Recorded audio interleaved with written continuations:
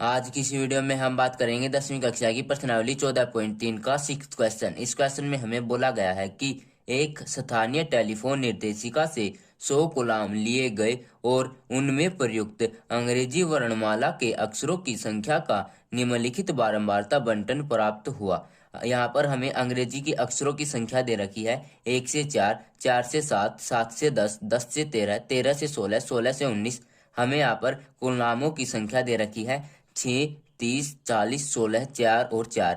हमें यहाँ पर कुलनामों में माध्यक अक्षरों की संख्या ज्ञात कीजिए। कुलनामों में माध्य अक्षरों की संख्या ज्ञात कीजिए, साथ ही कुलनामों का बहुलक भी ज्ञात कीजिए। तो हम सबसे पहले अपने माध्यक को ज्ञात करेंगे। तो माध्यक को ज्ञात करने के लिए हमें सबसे पहले बनानी होगी अपनी संचयी बारंबारता।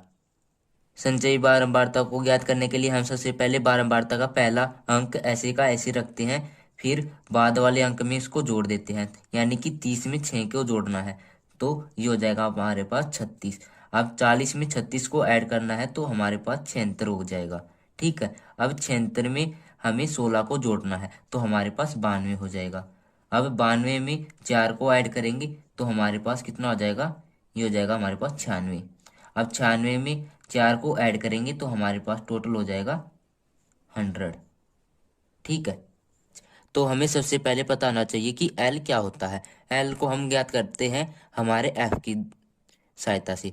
तो सबसे पहले एफ, एफ क्या होता है, हमारी जो बारंबारता में अंक जो सबसे अधिक बार आया है, तो 40 सबसे अधिक बार आया है तो एफ हो गया हमारे पास 40। ठीक है, अब हमें इसके सामने वाला वर्ग अंतराल देखना है। तो इसके सामने वाले वर्ग अंतराल में जो लोअर लिमिट है वो 7 है, तो एल हो गया हमारे पास 7। तो एल को हम लिख लेते हैं 7 प्लस में। ठीक है, और एफ आ गया हमारे पास 40। उसके बाद आती है बात n/2। n/2, तो n है हमारे पास 100, तो n/2 हमारे पास 50 होगा। ठीक है, सी एफ किसकी मदद से निकलता है, n/2 की मदद से। तो n/2 है हमारे पास 50। 50 36 और 76 के बीच में लाया करता है, तो हमें सबसे कम वाला लेना है ना, तो सबसे कम वाला है हमारे पास 36, तो सी एफ हो गया हमारे पास 36। तो यहाँ पर 36 लिख लेते हैं। एच क्या होता है, डिफरेंस। इस वर्ग अंतराल का डिफरेंस है हमारे पास 3 का, तो यहाँ पर लिख लेते हैं 3। ठीक है, तो ये हो जाएगा हमारे पास 7 प्लस में 50 में से 36 को लेस करेंगे तो हमारे पास 14 बचेगा, डिवाइड बाय में 40, मल्टीप्लाई बाय में 3। अब इसको 2 से कैंसिल कर देते हैं, 2 सत्ते 14 है और 2 20, और 7 की और 3 की मल्टीप्लाई कर देते हैं तो ये हो जाएगा यहाँ पर 7 प्लस में 21 डिवाइड बाय में 20। अब 20 की 21 के साथ डिवाइड कर देंगे तो ये हो जाएगा 7 प्लस में 1.05। अब क्या करेंगे, साथ में 1.05 को जोड़ेंगे तो ये 8.05 हमारा क्या आ जाएगा, माध्यक। माध्यक को ज्ञात करने के लिए हमारा फार्मूला होता है ए प्लस में एच, और एच की मल्टीप्लाई करनी होती है सिग्मा एफ आई यू आई, और इन दोनों की डिवाइड करनी होती है सिग्मा एफ आई के साथ। सिग्मा एफ आई क्या होता है, जो हमारी बारंबारता का टोटल होता है वो सिग्मा एफ आई होता है। उसके बाद बात आती है सिग्मा एफ आई यू आई को कैसे ज्ञात करें। सिग्मा एफ आई यू आई को ज्ञात करने के लिए सबसे पहले हमें यू आई को ज्ञात करना होता है, और यू आई को किसकी सहायता से निकाला जाता है, एक्स आई की सहायता से निकाला जाता है। एक्स आई को ज्ञात करने के लिए हमारा फार्मूला होता है एल प्लस में एच डिवाइड बाय में 2। तो हमारी जो लोअर लिमिट है और अपर लिमिट है, इन दोनों को क्या करना होता है, हमें जोड़ना होता है और 2 के साथ डिवाइड करनी होती है। लोअर लिमिट हमारी 1 है और अपर लिमिट हमारी 4 है, इन दोनों को ऐड करेंगे तो हमारा 5 हो जाएगा, और 5 की हमें क्या करनी है, 2 के साथ डिवाइड, तो हमारा आ जाएगा 2.5। उसी प्रकार 4 और 7 दोनों को ऐड करना है, 4 और 7 दोनों को ऐड करेंगे तो हमारा 11 आ जाएगा, और 11 की 2 के साथ डिवाइड करेंगे तो हमारा 5.5 आ जाएगा। उसी प्रकार 7 और 10 दोनों को ऐड करेंगे 17, 17 की 2 के साथ डिवाइड करेंगे तो हमारा 8.5 आ जाएगा। उसी प्रकार ये सारे हो जाएंगे, ये हो जाएगा 11.5, ये हो जाएगा यहाँ पर 14.5, और ये यहाँ पर हो जाएगा 17.5। अब हमें क्या करना होता है, इन सभी को काउंटिंग करनी होती है। ये सभी हैं 6, यानी कि हमें 2 ऊपर वाले छोड़ देने हैं, 2 नीचे वाले छोड़ देने हैं। हमें ए का मान लेना है इन दोनों में से, चाहे हम ये भी ले सकते हैं ये भी ले सकते हैं। वैसे ले तो कोई भी सकते हैं लेकिन आसानी इनसे रहती है, तो मैंने इसका मान ए रख लिया है, तो हमने इसको ए मान लिया है। तो इसके सामने वाला 0 और ऊपर वाले सारे माइनस के और नीचे वाले सारे प्लस के, ये होगा 2। ठीक है।